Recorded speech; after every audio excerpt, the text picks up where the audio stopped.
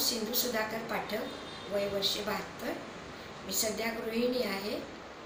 माझे शिक्षण पूर्वी 11वी झालेलं आहे. मला अन्ननलिकेचा कॅन्सर झाला होता. कॅन्सरचं निदान झाल्यानंतर ऑक्टोबर 14 ते डिसेंबर 14 या कालावधीत 33 रेडिएशन झाले. किमोच्या गोळ्या मी रेडिएशनसोबतच मला घ्याव्या लागल्या.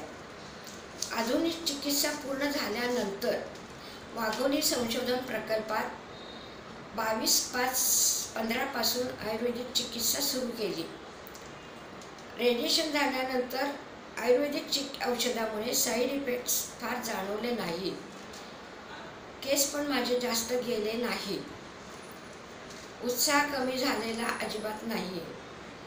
पूर्वीप्रमाणेच माझा दिनक्रम अजूनही सुरू आहे. पंचकर्म झाल्यानंतर माझी पचनक्रिया सुधारली. झोप वगैरे मला खूप छान लागते. रात्रीची जागरण वगैरे काही होत नाही आहे. शांत झोप लागते. आयुर्वेदिक आणि आधुनिक या दोन्ही चिकित्सेमुळे आयुर्मान वाढवण्यास निश्चितच मदत झाली आहे. फक्त औषधे वेळेवर घ्यावी लागतात आणि पथ्य पाणी मात्र सांभाळावं लागतंय. आयुर्वेदिक चिकित्सेमुळे माझी प्रतिकारशक्ती सुद्धा वाढलेली आहे. मला थकवा व भीती वगैरे काहीही जाणवत नाही आता. आज माझ्या आयुष्यात मी खूप समाधानी आहे आणि याचे सर्व श्रेय मी माननीय सरदेशमुख सर आणि त्यांचा पूर्ण स्टाफ यांना देते.